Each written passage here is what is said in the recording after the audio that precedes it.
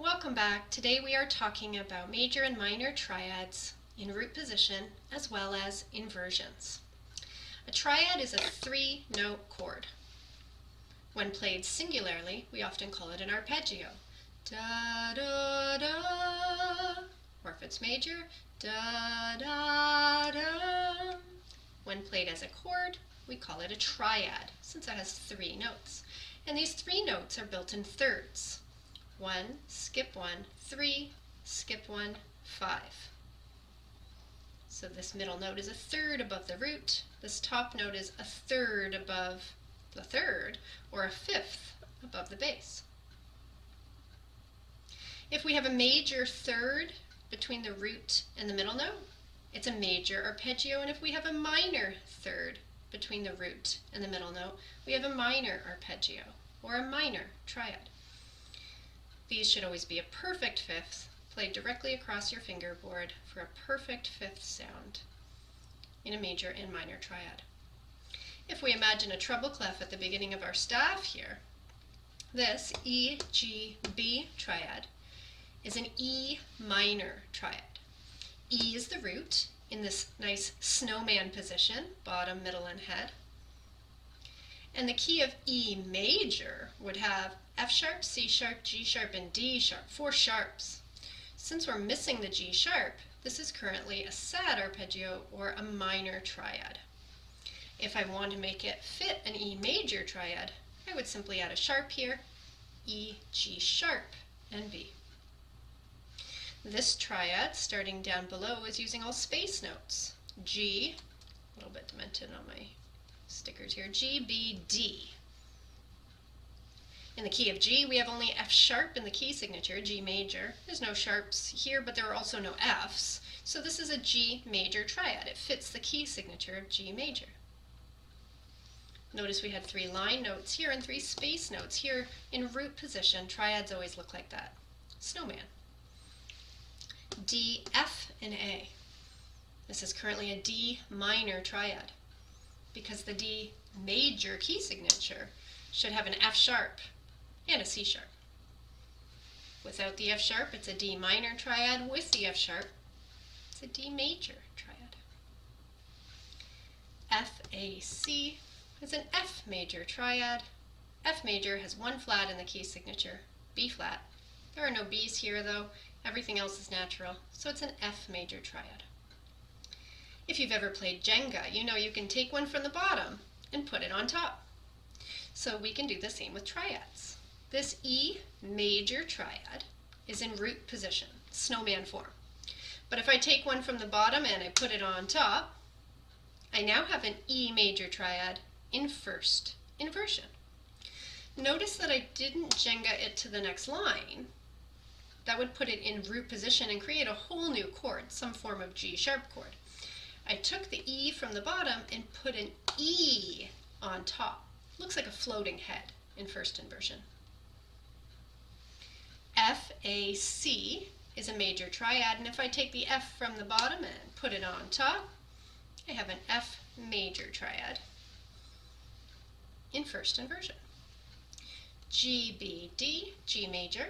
Take the G from the bottom and put it on top, and you have a G major triad in first inversion. Take another note from the bottom and put it on top. So now you have the middle and head floating and only the body sort of cut off. It should be a D. It's floating a little high. This is a G triad in the second inversion. 2 notes have been Jenga'd. E, G sharp, B. This is an E triad. The E should be down here, but it's been moved in first inversion. If I Jenga a second note, it's now an E major triad in second inversion. And if I were to take that B and pop it back up, it would just be an E major triad again. Keep in mind that when you're looking at whether the chord or the triad or the arpeggio is major or minor, you're always considering the root note as the key of the chord, or the root note, the tonic note of the chord, even if you have a different key signature. So let's say I had a key signature with F sharp and C sharp in it, and then I saw this triad. To solve it, I don't really have to consider the fact that this is the key signature for D major or the key signature of B minor. That's not really relevant right now because I'm looking at an E triad. So it's E I want to think about. In E major, the key signature should be F sharp, C sharp, G sharp, and D sharp. And I'm missing a G sharp. So this is an E minor triad. It is found in the key of D right now, but it's an E minor triad. Sometimes you'll see triads written as 4-note chords and spread out across a piano score. Like 2 of the notes are in a treble clef staff, and below it 2 of the notes are in a bass clef staff. That feels a little confusing because you have to use your working memory to think about the bass clef as well. But mostly what you can do is just draw all the notes in the treble clef to kind of get yourself arranged. So if you're looking at the worksheet that's in the comment section or the description down below, provided by the Royal Conservatory of Music as a practice sheet for learners, you'll see that the first question that's on the piano score has an F and an A flat in the bass clef, and an F and a C in the treble clef. If I collect those all together up in the treble clef, you can see exactly where that A flat's meant to go, right between the F and the C. Sure, you have a doubled F. That doesn't matter. You already have an F, you can just forget about the second F. What's important is that, of course, once they're in snowman form, I can see it's an F minor triad, since there's an A flat.